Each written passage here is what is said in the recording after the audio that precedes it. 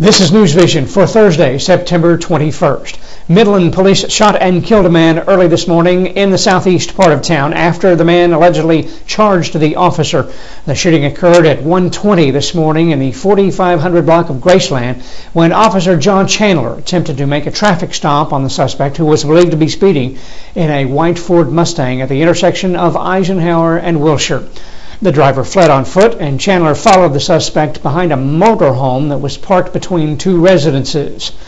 The man attempted to climb a fence but was given warning to stop by the officer. The suspect, according to police reports, then came down off the fence and charged Officer Chandler. Josh Crawford lives across the street from where the shooting occurs and describes what he saw and heard. I woke up about 1:30, to sirens going off, and got up kind of disorientated, looked out the window and seen a cop car there, and about a minute later heard two gunshots fired.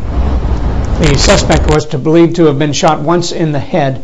An autopsy is being performed today, and the victim's name was being withheld Thursday pending notification of next of kin. Officer Chandler, 32, a 2.5-year veteran of the force, has been placed on administrative leave during the investigation.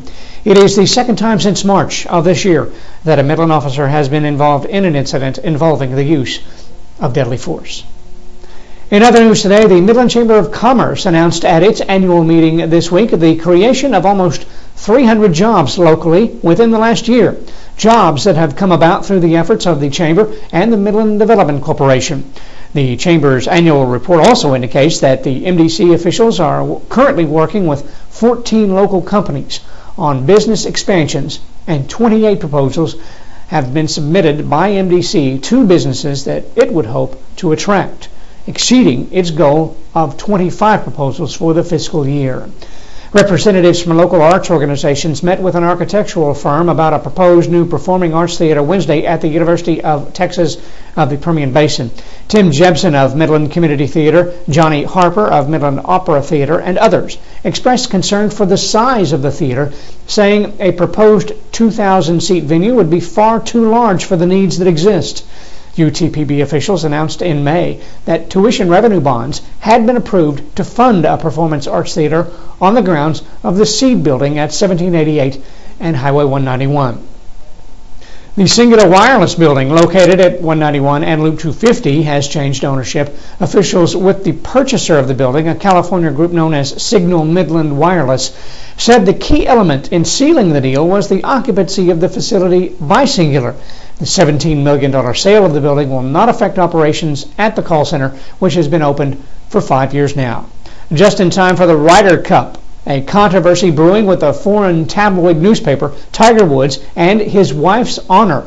The Dubliner newspaper charged in an edition this week that Woods' wife had posed for an internet porn site, then later retracted its claims.